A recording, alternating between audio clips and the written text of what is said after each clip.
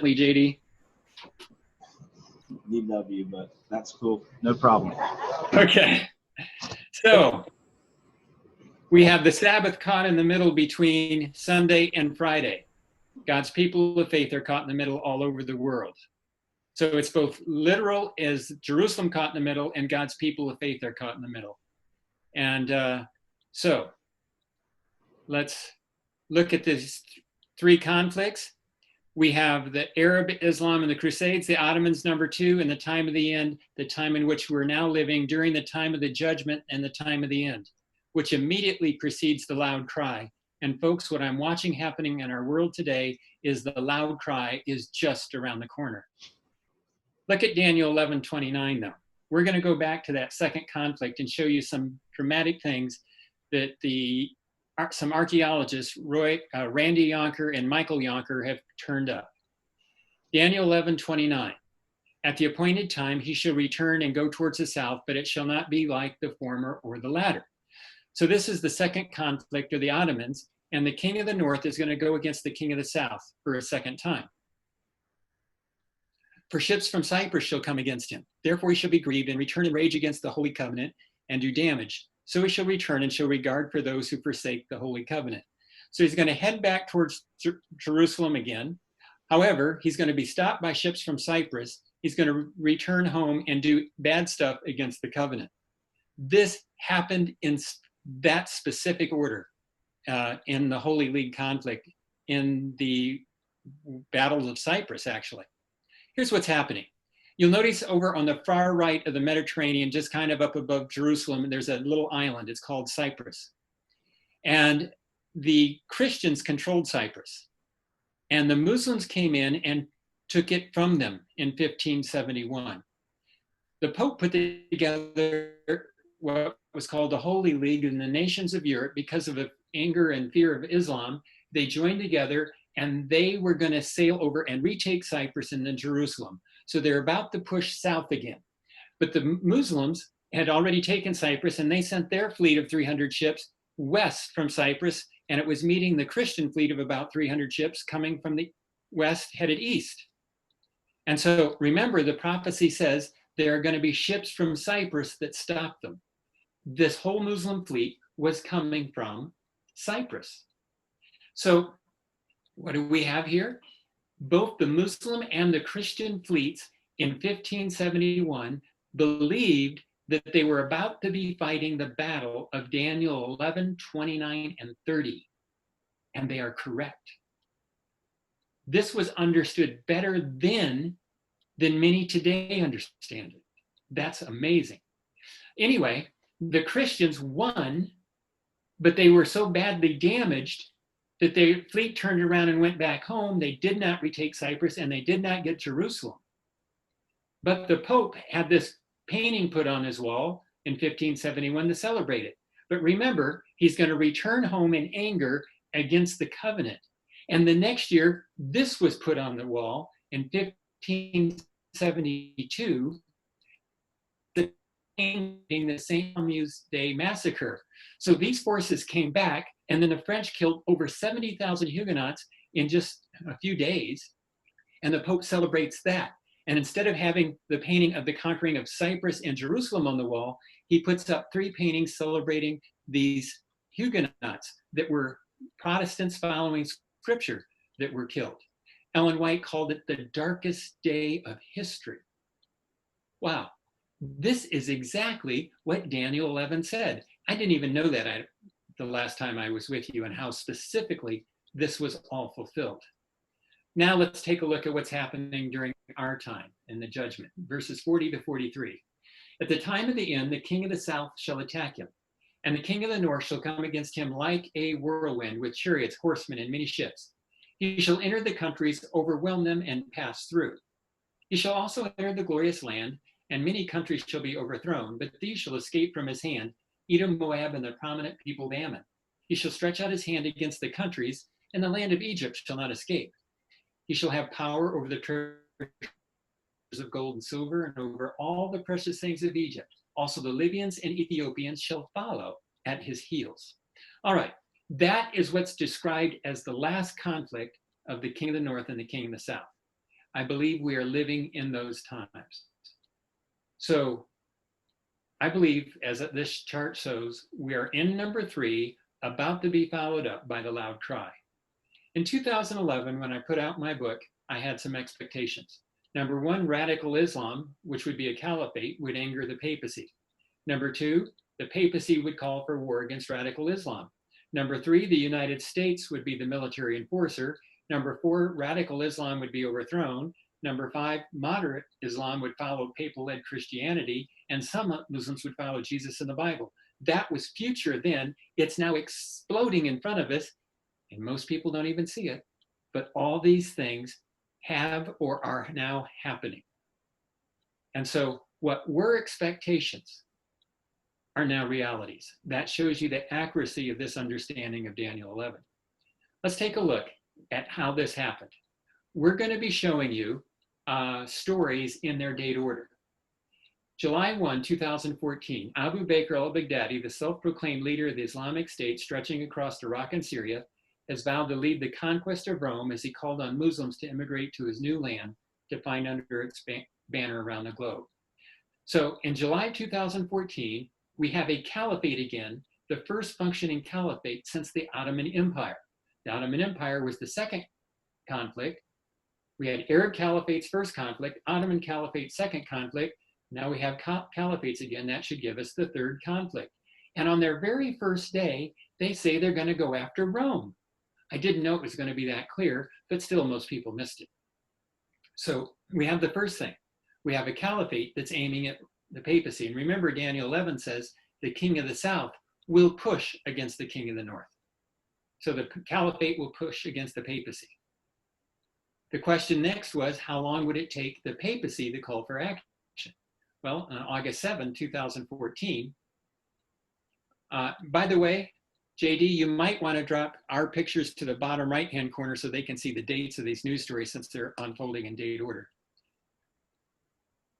5.5 weeks after the Muslim call for war against the papacy and Christianity, Pope Francis appealed to world leaders on Thursday to help end the crisis in northern Iraq after a sweeping advance by radical Islamic State militants forced thousands of residents of Iraq's biggest Christian town to flee their homes.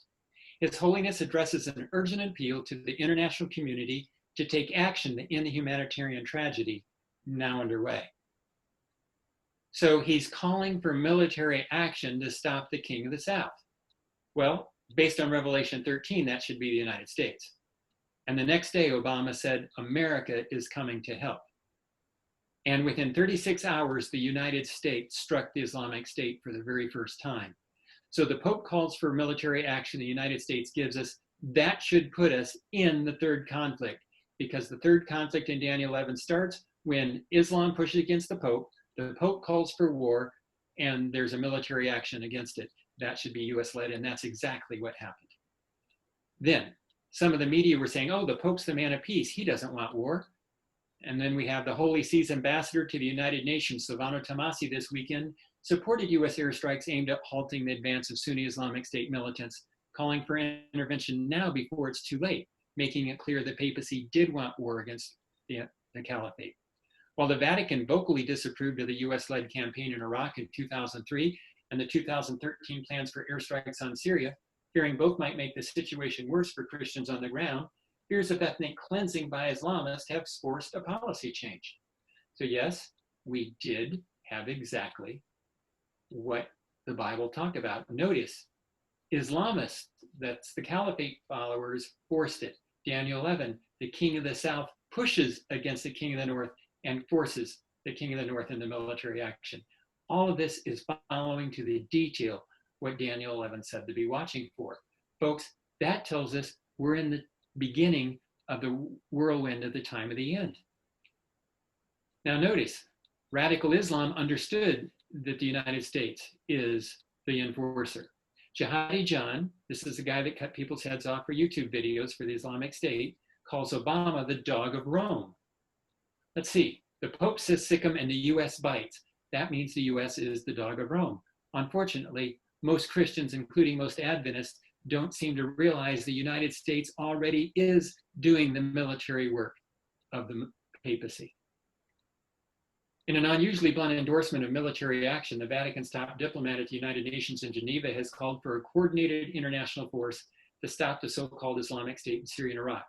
He said the joint statement originated with Russia, which traditionally sees itself as a protector of Orthodox Christians in the Middle East. Now notice, not only is the United States joining with the Vatican, but so is Russia. Now, it was just a few months later that Russia enters the fight in Syria and the world seemed shocked. But here we had, right in 2015, that they had said that they would do it months before they did. Then the Pope was seen as the savior of the world, the president of the world, when he came to the US and was at the UN and spoke in Congress. But shrewdly, methodically, and with a showman's flair, the soft-spoken 78-year-old Argentinian Jesuit priest named Pope Francis showed Thursday that he is running to become president of the planet. So yeah, the world turns to him. The Crusades, they were afraid of Islam. They turned to the papacy as their organizer. During the Ottomans, they were afraid of Islam. They turned to the papacy as the organizer. At the time of the end, they're doing the same. We've always said the world will follow the beast, but we didn't have a good explanation why. The same reason they did it at the Crusades, the same during the Ottoman Empire. It's a fear of Islam. And then we had an immigration crisis, which is continuing in Europe. I don't think this wave can stop, said Sonia Licht of the International Center for Democratic Transition. The global North must be prepared that the global South is on the move, the entire global South. This is not just a problem for Europe, but for the whole world. So Daniel 11 says the South will push against the North. It's happening in multiple ways. Daniel doesn't miss. Then we had an American campaign in 2016 for president. That was pretty bruising, but I think this next one's going to be even worse. And in a town hall meeting, Trump was asked what he'd do with radical Islam. He said, the point is radical Islam, want to do serious harm. We have to take them out. We have to take them out very, very swiftly and viciously if necessary. We've got to destroy the brand of jihad. Oh, that sounds a lot like a whirlwind, doesn't it? And he won. And in his inauguration, he said the following: we will reinforce old alliances and form new ones and unite the civilized world against radical Islamic terrorism, which we will eradicate completely from the face of the earth. Oh, Daniel 11 says that the king of the north will take the king of the south out. He tends to take out radical Islam, which is what Daniel says. So, folks, we're right on track for this. Isn't it exciting that we live in a time where we can actually be watching Bible prophecy unfold in front of our eyes? We actually do get to live in those times. We are in them. Then, where does Trump go on his first foreign trip? Believe it or not, Saudi Arabia, Israel, the Vatican. Saudi Arabia is where the king of the south comes from. Israel, the one caught in the middle, and the Vatican, where the king of the north comes from. He's 3 for 3 of the players of Daniel 11. He said the visit to Saudi Arabia will include a truly historic gathering in Saudi Arabia with leaders from all across the Muslim world. We will begin to construct a new foundation of cooperation and support with our Muslim allies to combat extremism, terrorism, and violence. And he has been doing that since that time. Then he said he was going to set up the US embassy in Jerusalem. Within a week, there was a meeting in Turkey of Muslim nations that were offended by that. And the Iranian Quds Force speakers seem to take center stage. Take a look. Soleimani, the commander of the Al-Quds Force, you may have known him from things that have happened since, says his nation is ready to support Palestinian forces in the Gaza Strip days after the US recognized Jerusalem as Israel's capital. Now remember, Soleimani was killed in January of this year by order of President Trump. You will now see why the president does that as we unfold this. But Al-Quds, here's the catch. Soleimani is commander of the Al-Quds Force. That is where the Muslims who are Islamists, who want to set up a caliphate, they believe that eventually their prophecies say the end-time caliphate will have as its headquarters the city of Al-Quds. But what one article after another does not tell you is that the city of Al-Quds is actually Jerusalem. Now notice, here in Bloomberg News, they have Al-Quds and they have Jerusalem in the same paragraph, and they don't tell you they're one in the same place. But they are. I challenge you, check it out. Go to it, do a computer search. Look at the name Al-Quds and see what it means. It means Jerusalem. And so we have the commander of the Al-Quds force. The Iranian special forces are named after Jerusalem because they believe they're going to take it from Israel.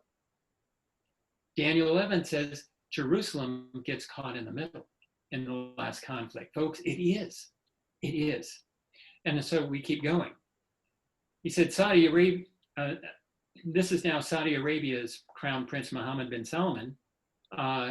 Still the Crown Prince. He's been in a lot of trouble. But take a look at how he describes radical Islam. He has described Turkey as part of a triangle of evil, along with Iran and hardline Islamist groups. So he says Turkey, Iran, and Islamist groups, these are all people who want a caliphate in Jerusalem as the triangle of evil. And the Islamist groups include Al-Qaeda, Boko Haram, Islamic State, all these. And they all come from the Egyptian Muslim Brotherhood, folks. They all have their roots back to Egypt. And Daniel 11 includes that. Now, the Saudi prince also accused Turkey of trying to reinstate the Islamic Caliphate, and Erdogan does want to be the caliph. He's abolished nearly a century ago when the Ottoman Empire collapsed. Now, in the Atlantic, he says, in this triangle, they are trying to promote the idea that our duty as Muslims is to reestablish the caliphate, that the glory of Islam is in building an empire by force. We have no duty anymore to fight to spread Islam, but in the triangle of evil, they want to manipulate Muslims to tell them their duty as Muslims requires the establishment of a Muslim empire. I believe the Palestinians and the Israelis have the right to have their own land, but we have to have a peace agreement to assure the stability for everyone and to have normal relations. So yes, Saudi Arabia is on the side of working together with the United States and Israel, but radical Muslims are wanting to take Jerusalem as the capital. And so when Trump says, oh, no, we're actually going to recognize Jerusalem as the capital of Israel, oh boy, did that set things off. Then on May 14, 2018, exactly 70 years to the day, the founding nation of Israel, Trump opens the US embassy in Jerusalem. Take a look at this coin. This is minted by the Temple Group, a group of people ready to build the temple up on the Temple Mount. And basically, they've got everything ready. As soon as they have a green light to do it, they will do it very, very quickly. They have the furniture ready. They have the priests trained. They could probably have at least a tent sanctuary up and operating within hours or days. Now, if you have a temple, you then have a temple coin because you can't use regular coins. Remember the money changers in the day of Jesus? So the temple coin, take a look at what they had for their idea in 2017 for what their temple coin would be. Notice you have Cyrus in the background. After 70 years of captivity, Cyrus says to Israel, Jerusalem is yours, you may rebuild the temple. After 70 years of statehood, Trump says, Jerusalem is yours, it's your capital, and they believe they will now be able to rebuild the temple soon. Now, Trump does get himself in trouble from time to time, and who knows how long things will last as they are, but if anything ever happens to Trump, Pence comes in, and Pence is actually a believer in rebuilding the temple on the Temple Mount. So, as I've often said, we live in interesting times. Then the war of words with Iran gets even stiffer. Iran was threatening the United States, and Trump says, threaten us and you will suffer. Well, here was their response. You have a bomb going off at the White House. The US flag is falling. Now notice there's a man holding a radio. That's Soleimani, the general that Trump had killed later, less than a year later. Soleimani is commander of the Al-Quds force. He claims to have over 1,000 terrorists in the United States awaiting his command to strike. Well, in other words, the picture here, he's got a radio up there. He's called in the strike on the White House. Get an idea why Trump has this guy killed? If you knew what was happening, it was kind of expectation. As soon as I heard that somebody was killed back in January, high-ranking Iranian in Baghdad, in Iran and Iraq, I thought, I wonder if it's Soleimani, and it was. Now, the Pope goes to the United Arab Emirates, and the Atlantic talks about the meaning of the Pope's historic visit to the United Arab Emirates. What has changed in brief is the dual rise of the Muslim Brotherhood and Islamic State. The following analysis applies equally to the Emirates and to Saudi Arabia. Facing direct challenges, the Gulf states have calculated that they could no longer appease Islamists and should instead crush them. This is precisely what they have done, both in the UAE and in Saudi Arabia. The institutional authorities of Islam and the political authorities with which they are aligned have just bought themselves an institutional ally, if not a theological one. Whether the alliance keeps the theological barbarians at bay is another question. So what do we have here? The Pope and moderate Muslims have the same enemy, and that's radical Islam. And what does Daniel say? Radical Islam goes down, moderate Islam follows papal-led Christianity, and there's a small group that are saved. We're right on track. And with these threats that continue to go on, Donald Trump says if Iran wants to fight, that will be the official end of Iran. Never threaten the United States again. That was May of last year.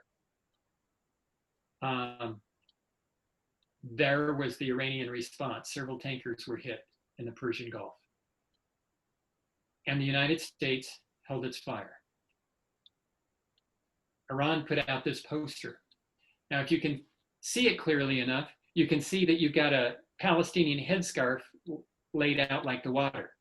And you've got Israeli and American ships smoking and sinking. And notice what you have in the background, the Dome of the Rock, Jerusalem. What is this fight all about? Why is Iran supporting Sunni Muslims? Because it's all about getting al-Quds. Their artwork describes their theology, but Americans don't normally get it. But that's what's going on. Then Abu Bakr al-Baghdadi was killed in October of 2019. But they put a new caliph in his place. But the thing of it is, he's just a part of the caliphate thrust. There's Turkey, there's Iran, there's Al-Qaeda, there's all these groups that all come from the Muslim Brotherhood in Egypt. January 3, the US Embassy was attacked in Iraq by Iranian proxies. And right on the walls, somebody painted Soleimani sentence. Well, that was a death sentence for Soleimani. And a couple of days later, Soleimani was killed in Iraq. And here is the AP News describing that attack. A US airstrike near Baghdad's international airport killed Soleimani. Defense Department said that it killed Soleimani because he was actively developing plans to attack American diplomats and service members in Iraq and throughout the region. Continuing. It also accused Soleimani of approving the attacks on the US Embassy in Baghdad earlier this week. Soleimani led the paramilitary Revolutionary Guards, Quds, or Jerusalem Force. Notice, finally, we have a news article that identifies the Quds Force as the Jerusalem Force. This is the killing of Soleimani. But the American left was very upset about the killing of Soleimani. We will get into that this afternoon. There is a tie between the American political left and Islam, and there's a tie between the American political right and the papacy. We have a king of the north, king of the south struggle going on before us. This is why we should not be taking strong sides, either left or right politically, because the place for God's people is in the middle, because if you're following God, both the north and the south will be upset with you. So that will be interesting this afternoon as we get into that, folks, I guarantee it. So January 7th, right after Soleimani was killed, Iran struck US troops. And this was just off Drudge Report. This was just headlines at that very moment that were breaking. And I just cut and pasted them in there. The world came close to seeing war on January of 2020. Folks, 5 months ago is all we're talking. It seems like forever, doesn't it? 5 months. Things have been really happening, and they're probably going to be speeding up. Alaska, this is up on the Temple Mount. A preacher up there in the mosque says this: Siam can be seen telling the enthusiastic crowd that 3 prophecies would soon be fulfilled, that the rightly guided caliphate will be established. So the caliphate will firmly be established, that Jerusalem will be liberated and established as its caliphate, the headquarters is capital, that's Al-Quds, and that Islam will achieve world domination. Jerusalem is in the middle, and it's a worldwide conflict. It is both localized geopolitical and globalized religious, which is what we've been saying all the way along. All right, January 28, Trump released a peace plan. The Muslim world said it was dead on delivery. We'll see what happens as we go on. Despite intense resistance by Palestinian leaders such as Mahmoud Abbas, peace talks with Israel, there are a growing number of leaders in the Arab world interested in taking steps towards normalization with the Jewish state. A lot of the moderates are willing to work with the US and Israel now, and they're starting to turn their back on the Palestinian leaders. Keep this in mind. It might be about to change. The leader of Iran, Khomeini, says the remedy for the plan is bold resistance by the Palestinian nation and groups in order to force out the Zionist enemy in the US through jihad. So the peace plan is a call for holy war. Folks, that's this year. Khomeini called Arab states willing to consider, I skipped part of it. The Iranian leader called on all the other Muslims to support the Palestinian war on Israel. Khomeini called Arab states willing to consider the plan in a positive light, such as the United Arab Emirates, Saudi Arabia, and Egypt, and others, traitorous and incompetent. We have a fight to the death going on between moderate and radical Islam right now, already going on. And that is described in Daniel as well. Then we get COVID-19. Ever heard of that one? Hopefully you guys are starting to come back towards normal. And all of a sudden, the threat of radical Islamists disappears from the media. Does it really disappear? Or is it really still there and actually growing undercover? This is from June 11.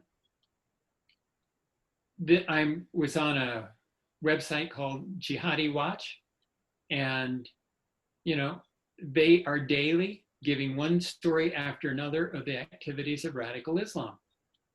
And now I'm going to read a list of things that were posted on June 12th, this week. Mozambique, Islamic jihadist attack pro-non-immigration Doctors Without Borders. So Doctors Without Borders is attacked in Mozambique. We have red-green Twitter storm to America, burn, baby, burn. Oh, radical Islam and the political left working together in the rioting going on in the United States. Philadelphia Muslim cleric says demonstrations are useless, fighting and bloodshed are needed. Burkina Faso, Muslims murder 58 people in attacks targeting Christians. And I bet you guys didn't even hear about it. Nigeria, Muslim shooter hacked to death 9 Christians, kidnapping 7 others. A Muslim historian, the US is collapsing. Islam is only power fit to lead the world. France and Germany will be Islamic republics. Sorry, I got that one twice. So you can see that radical Islam, far from being out, is looking for a way to come back. And they are seeing the US and Europe weakened both by COVID and by the race riots and the political turmoil. And they believe that Allah is opening up an opportunity for them to conquer the world. The Islamic threat is not gone. It's still there.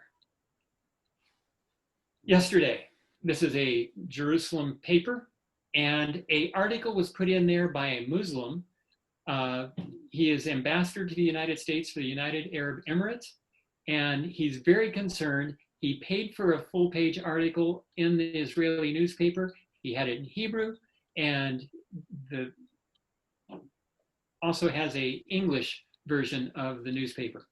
A unilateral and deliberate act, annexation, the illegal seizure of Palestinian land, and it's opposed by the Arab and indeed the international consensus on the Palestinian right to self-determination. Netanyahu is talking about annexing a large area of the West Bank. And it looks like he's going to do it. And this is such an extraordinary move that a Muslim politician is writing in an Israeli paper. It will ignite violence and rouse extremists. It will send shockwaves around the region, especially in Jordan, whose stability, often taken for granted, benefits the entire region, particularly Israel. He's begging Israel not to do it. Let's continue to open up our dialogue and trade back and forth between each other. It will benefit both of us. Don't annex this land. It will blow everything apart in the Middle East. Israel seems primed to annex the land, which means the radicals will explode, just like this says, and Jerusalem will get caught in the middle. Oh, the threat is not gone. It's just boiling on, like in a pressure cooker. And folks, you get a pressure cooker that gets heat up, it's going to explode.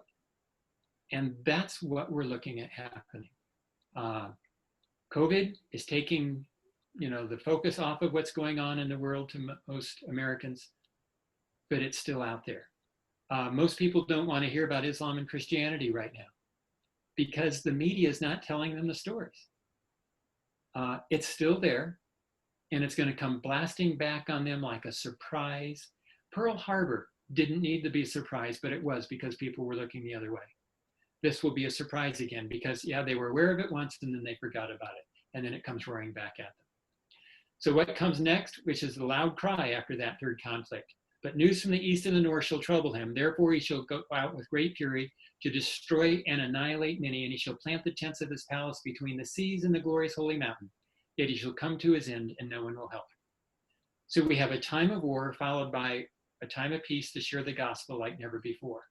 That's an important thing. We're going to see it multiple ways in both here in Revelation and also some statements from Ellen White. So we have tidings from the north. Out of papal-led Christianity, God calls a remnant. Out of Islam, Edom, Moab, and Ammon, those that escape from Islam, God calls a remnant. God's remnant come together. And it's both local and global. All over the world, God's remnant are coming together to share the gospel of Jesus Christ in preparation for his return.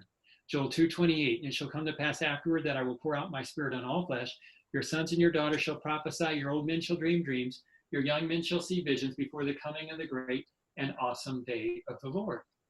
So right before Jesus' coming, you're going to have huge things happening. And folks, right now, I have a friend that has, in his underground network in Muslim countries, he has over 500,000 Muslims that are following Jesus and the Bible. And those numbers are exploding. God is actively involved in fulfilling this promise, which is to take place right before the coming of Jesus. We have stuff happening to tell us to wake up and get busy for Jesus. So the loud cry is on the verge of really going crazy and doing its work for God. You have a time of war, time of peace, and you have the plagues and another time of trouble, and then deliverance. Now, what about Daniel 11 and Ellen White? Ellen White, one of the primary founders of the Adventist Church, three founders, wrote extensively, but she didn't write much on Daniel 11.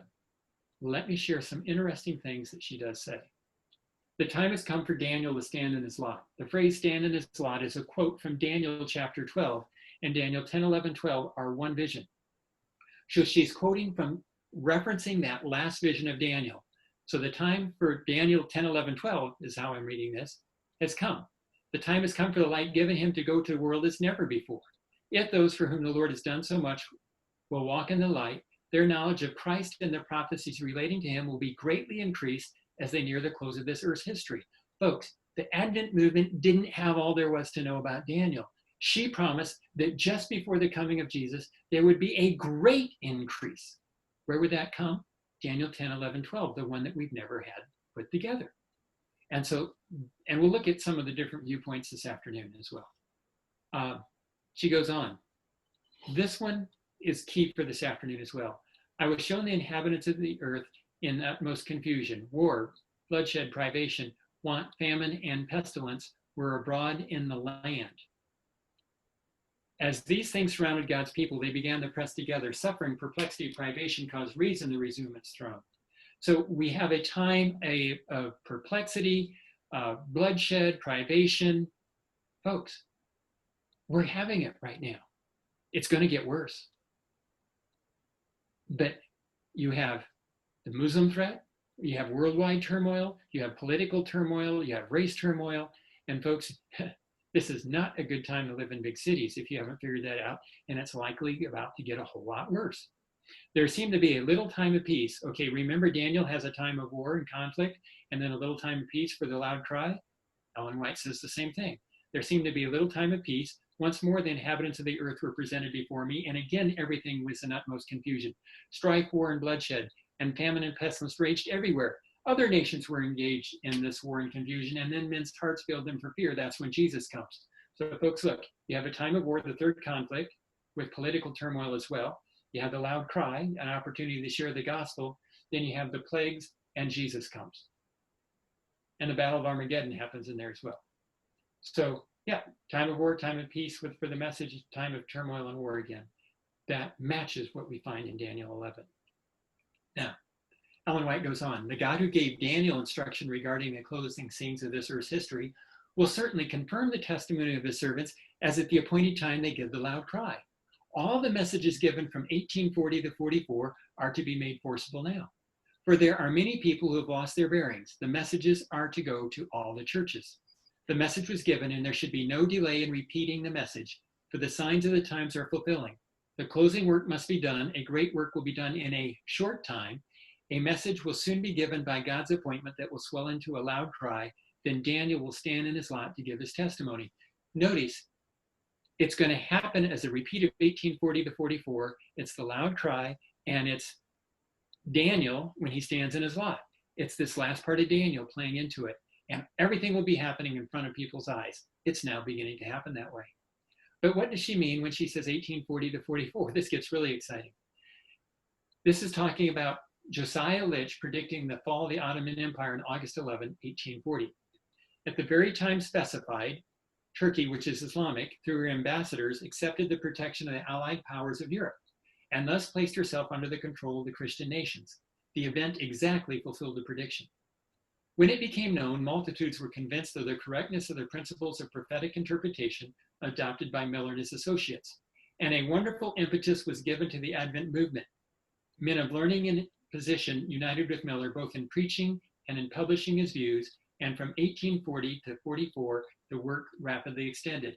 What was key about 1844? The fall of Islam brings power to a prophetic Millerite movement. Let's take a look at the chart. Fall of Islam, prophetic movement, the Millerite movement, they proclaim the judgment and the coming of Jesus, but Jesus does not come. She says there's going to be a repeat. Scripture already had it. We have a fall of Islam in the third conflict. It leads to a prophetic movement, the loud cry, that proclaims the end of the judgment, and Jesus does come. It's an exact repeat with the final step, the coming of Jesus, now happening. Folks, it's exciting to live while Bible prophecy is being fulfilled. I really think it's time to take the Bible and Bible prophecy and Jesus really seriously. Are you trusting Jesus? Are you trying to create your own world and make sure you're the one in charge of the church or whatever else? Or are you simply stepping back and giving it all to Jesus and focusing on doing the work of Jesus? Are you studying Daniel 11 and 12? They are the prophecy for the time of the end. We should really be understanding it. We should be sharing this kind of material with others every chance we get. Your pastor's doing that and having me share this. We have seminars, public and home. Folks, you can get our 10-part seminar and run a home seminar. You can invite people to come in next Sunday and Monday, just over a week from now, to watch a 2-part public presentation that I'm going to be doing in your church. Or you can get them to watch it online. You've got these little tracks that you can share. Write the information down on, share it with people. I believe people are going to be shocked in the very near future by what's happening, and the door will be open for the loud cry. And it's time to be praying that God will lead in what's going on in our world today, and pray that he'll be leading us in the church. So we're living right at the time of the end. We have the loud cry, and then the plagues, and Jesus comes. Remember June 21 and 22 at 7 p.m.? And this afternoon, I'm not sure about the time, but I'm going to be looking primarily at the relationship of Revelation and Daniel 11.